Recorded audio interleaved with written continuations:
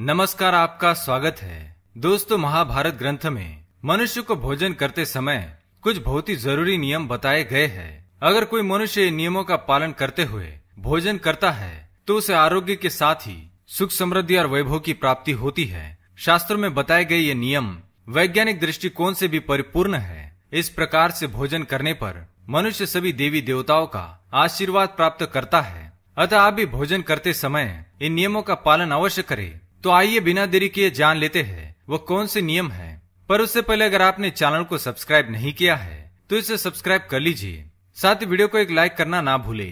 सबसे पहली बात, भोजन करने से पहले 5 अंग, 2 हाथ, 2 पैर और मुख, इनको अच्छी तरह से धोकर ही भोजन करना चाहिए। भोजन से पहले अन्न देवता एवं अन्नपूर्णा माता की स्तुति करके उनका धन्यवाद देते हुए तथा सभी भूखे प्राणियों को भोजन प्राप्त हो, ईश्वर से ऐसी प्रार्थना करके ही भोजन को शुरुआत करनी चाहिए। भोजन बनाने वाली महिलाओं को स्नान करके ही शुद्ध मन से मंत्र जाप करते हुए ही रसोई घर में भोजन बनाना चाहिए। सबसे पहले 3 रोटियां, एक गाय के लिए, एक कुत्ते के लिए और एक कौवे के लिए अलग निकालकर फिर अग्निदेव को भोग लगाकर ही घर वालों को खिलाना चाहिए। भोजन किचन में बैठकर ही सभी के साथ करें। प्रयास यही करना चाहिए कि परिवार के सभी सदस्यों के साथ मिल बैठकर ही भोजन किया जाए। नियम अनुसार अलग अलग भोजन करने से परिवार के सदस्यों में प्रेम और एकता कायम नहीं हो पाती है। भोजन का समय प्रातः और सायंकाल ही भोजन का विधान है, क्योंकि पचन क्रिया की जठराग्नि सूर्योदय से 2 घंटे के बाद तक एवं सूर्यास्त से 2.5 घंटे पहले तक प्रबल रहती है। जो व्यक्ति सिर्फ एक समय भोजन करता है वह योगी है, और जो 2 समय भोजन करता है वह भोगी कहा गया है। तीसरी बात, भोजन की दिशा। भोजन पूर्व और उत्तर दिशा की ओर मुख करके ही करना चाहिए। दक्षिण दिशा की ओर किया गया भोजन प्रेत को प्राप्त होता है। पश्चिम दिशा की ओर किया हुआ भोजन खाने से रोगों की वृद्धि होती है। चौथी बात, ऐसी अवस्था में भोजन ना करे। शैया पर बैठकर अर्थात बिस्तर पर बैठकर अपने हाथों पर रखकर या टूटे फूटे बर्तनों में भोजन कभी करना नहीं चाहिए। मलमूत्र का वेग होने पर भी भोजन करना नहीं चाहिए। कलह अथवा क्लेश के माहौल में भी भोजन करना अनुचित माना गया है। अधिक शोर शराबे के स्थान पर भी भोजन करना उचित नहीं। पीपल एवं वटवृक्ष के नीचे बैठकर भी भोजन नहीं करना चाहिए। परोसे हुए भोजन की कभी निंदा नहीं करनी चाहिए। खड़े खड़े भोजन करना भी अनुचित माना गया है। जूते पहनकर या सिर ढककर भी भोजन नहीं करना चाहिए। आइए अब जानते हैं भोजन कैसा होना चाहिए। बहुत तीखा या बहुत ही मीठा भोजन नहीं करना चाहिए। किसी के द्वारा छोड़ा हुआ भोजन भी कभी ग्रहण नहीं करना चाहिए। आधा खाया हुआ फल, मिठाइयाँ आदि फिर से नहीं खानी चाहिए।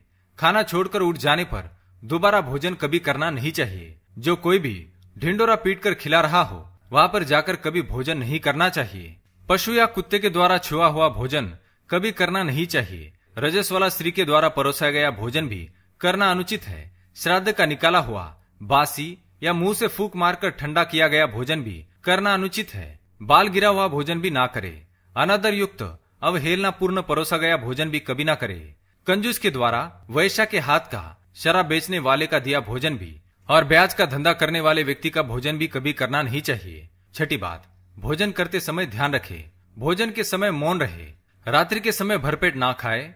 अगर भोजन करते समय बोलना आवश्यक है तो केवल सकारात्मक बातें ही करे। भोजन करते समय किसी भी प्रकार की समस्या पर चर्चा ना करे। भोजन को बहुत चबा चबा कर खाए। सबसे पहले मीठा, फिर नमकीन और अंत में कड़वा खाना चाहिए। थोड़ा सा भोजन करने वाले को आरोग्य, आयु, बल, सुख, सुंदर संतान और सौंदर्य प्राप्त होता है। सातवीं बात, भोजन के पश्चात क्या नहीं करना चाहिए। भोजन के तुरंत बाद पानी या चाय नहीं पीना चाहिए। भोजन के पश्चात घुड़सवारी, दौड़ना, बैठना, शौच आदि प्रकार के कार्य नहीं करने चाहिए। भोजन के बाद क्या करें। भोजन के पश्चात दिन में भोजन करने के पश्चात टहलना चाहिए और रात्रि के समय 100 कदम टहलकर बाईं करवट में लेटना अथवा वज्रासन में बैठने से भोजन का पचन अच्छे से होता है। भोजन के 1 घंटे के बाद मीठा दूध एवं फल खाने से भोजन का पचन अच्छी तरह से होता है। भीष्म पितामह ने अर्जुन को दिए महत्वपूर्ण संदेशों में कहा गया है कि जिस थाली को किसी का पैर लग जाए उस थाली का त्याग करना चाहिए। ऐसी थाली विष्ठा के समान त्याज्य होती है। भीष्म पितामह कहते हैं कि भोजन के दौरान थाली में बाल आने पर उसे वहीं पर छोड़ देना चाहिए। बाल आने के बाद भी खाए जाने वाले भोजन से दरिद्रता का सामना करना पड़ सकता है। भोजन पूर्व जिस थाली को कोई लांग कर गया हो, ऐसे भोजन को भी कभी ग्रहण नहीं करना चाहिए। इसे कीचड़ के समान छोड़ देने वाला समझना चाहिए। भीष्म पितामह ने अर्जुन को बताया कि एक ही थाली में भाई भाई भोजन करे तो वह अमृत के समान हो जाती है। ऐसे भोजन से धन धान्य, स्वास्थ्य और लक्ष्मी की वृद्धि होती है। भीष्म पितामह के अनुसार पति पत्नी को एक ही थाली में भोजन करने को निषिद्ध माना गया है। भीष्म पितामह के अनुसार एक ही थाली में पति पत्नी भोजन करते हैं तो ऐसी थाली मादक पदार्थों से भरी मानी जाने वाली होती है। पत्नी को पति के भोजन के उपरांत ही भोजन करना चाहिए। इससे घर में सुख समृद्धि बढ़ती है। तो दोस्तों, ये थी वो महत्वपूर्ण बातें जो महाभारत में बताई गई है। अगर ये जानकारी आपको पसंद आई तो वीडियो को लाइक करें, कमेंट में जय मां अन्नपूर्णा अवश्य लिखें, साथ ही चैनल को सब्सक्राइब करें ताकि आप ऐसे आध्यात्मिक जानकारी वाले वीडियो देख सके। धन्यवाद।